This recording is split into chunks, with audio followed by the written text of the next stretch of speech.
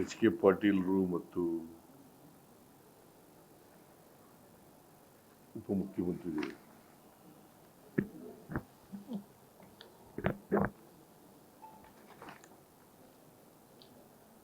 Upper Krishna ಯೋಜನೆ, ನೀರಾವರಿ ಯೋಜನೆ ಮೂರನೇ ಹಂತ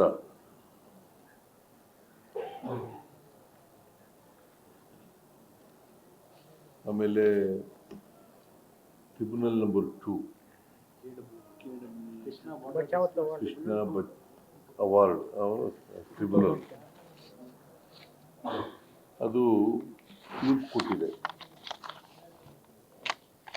ಆ ತೀರ್ಪಿನ ಪ್ರಕಾರ ಈಗಿರ್ತಕ್ಕಂಥ 219.6 ಮೀಟರ್ ಡ್ಯಾಮಿತ್ರ 519 ಪಾಯಿಂಟ್ ಎಷ್ಟು ಚಿಲ್ಲರೆ ಇದೆ, ಎಷ್ಟಪ್ಪ ಇದೆ?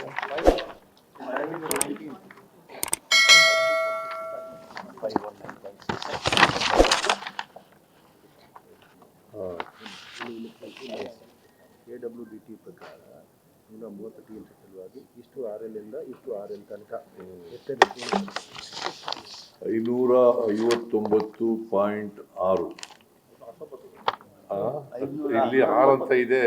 519.6 ನಾನು ಅದನ್ನೇ ಹೇಳಿದ್ದು. 519.6 ಮೀಟರ್ 519.6 ಮೀಟರ್ ಈಗಿರ್ತಕ್ಕಂಥದ್ದು. ಇದರಿಂದ 524.256 ಮೀಟರ್, ಫೀಟ್ ಅಲ್ಲ ಮೀಟರ್. ಇದನ್ನ ಎತ್ತರಿಸಲಿಕ್ಕೆ ನಮಗೆ ಟ್ರಿಬ್ಯುನಲ್ನವರು ಅವಾರ್ಡನ್ನು ಕೊಟ್ಟಿದ್ದಾರೆ. ಇದನ್ನು ಎತ್ತರಿಸೋದ್ರಿಂದ ಸುಮಾರು 75 ಎಕರೆ 75,000 ಎಕರೆಗೂ ಹೆಚ್ಚು ಜಮೀನು ಮುಳುಗಡೆ ಆಗ್ತದೆ. 75,000ಕ್ಕೂ ಹೆಚ್ಚು ಜಮೀನು ಮುಳುಗಡೆ ಆಗ್ತದೆ.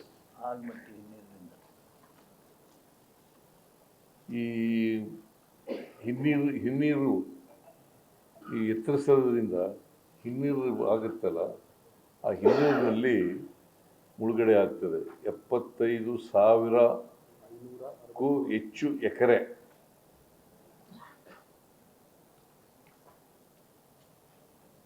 ಅದಕ್ಕೆ ಆ ಭೂಮಿಗೆ ಪರಿಹಾರ ಕೊಡಬೇಕು.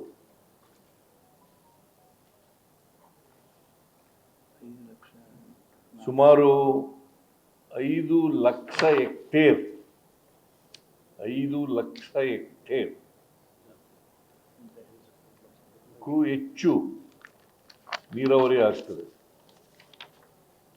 5 ಲಕ್ಷ ಹೆಕ್ಟೇರ್ಗಿಂತ ಹೆಚ್ಚಾಗಿ ನೀರಾವರಿ ಆಗ್ತದೆ. ಸುಮಾರು 14ರಿಂದ 15 ಲಕ್ಷ ಎಕರೆ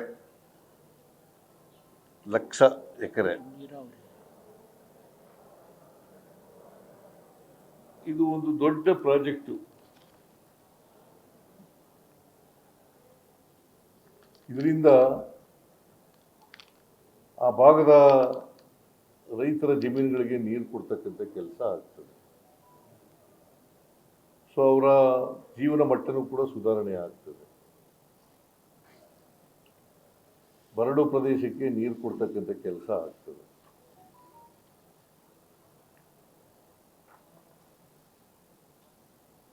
ಇವತ್ತು ವಿಶೇಷ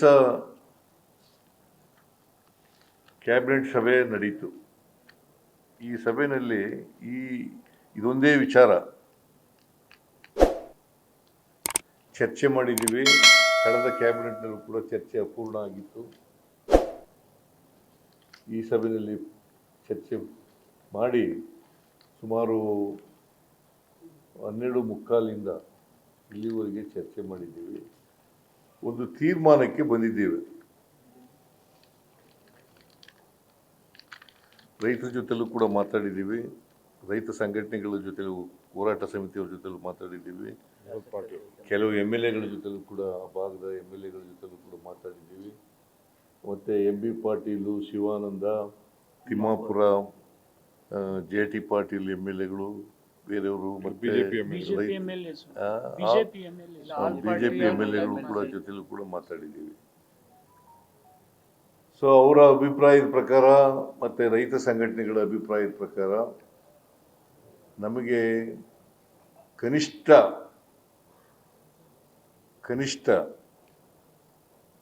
ತರಿ ನೀರಾವರಿ ಜಮೀನಿಗೆ 40 ಲಕ್ಷ ಕೊಡಬೇಕು. ಪ್ರತಿ ಎಕರೆಗೆ. ಖುಷ್ಕಿ ಜಮೀನಿಗೆ ಅಂದರೆ ಒಣ ಭೂಮಿಗೆ 30 ಲಕ್ಷ ಕೊಡಬೇಕು.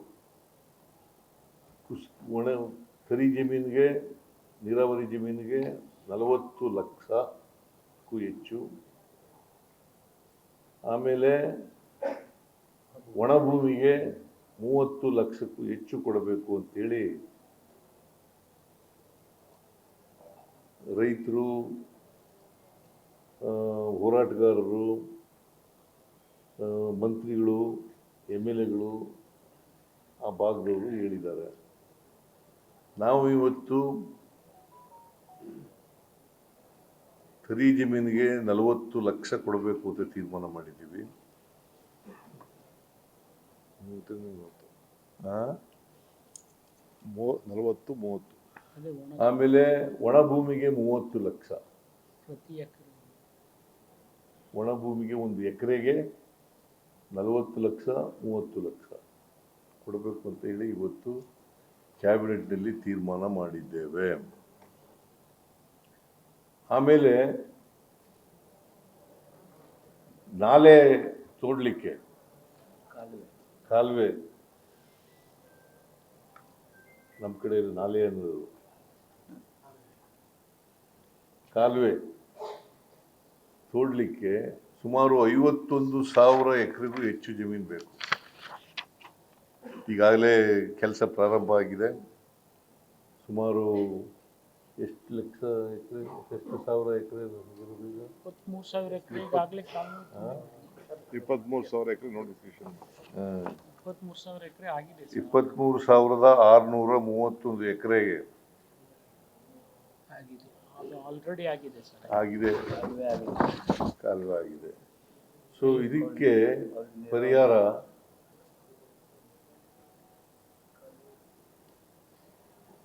ಒಣ ಭೂಮಿಗೆ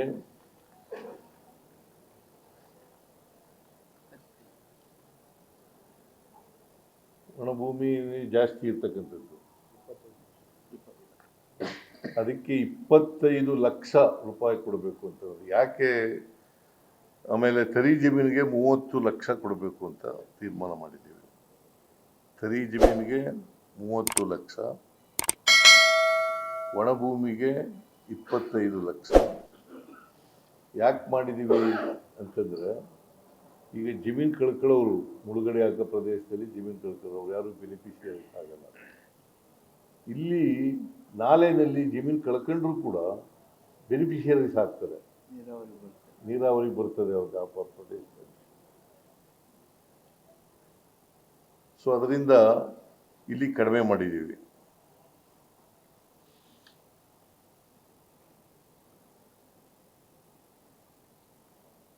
ಇದನ್ನು 3 ಆರ್ಥಿಕ ವರ್ಷದಲ್ಲಿ ಈ ಪರಿಹಾರ ಕೊಡಬೇಕು ಅಂತೇಳಿ ತೀರ್ಮಾನ ಮಾಡಿದ್ದೀವಿ.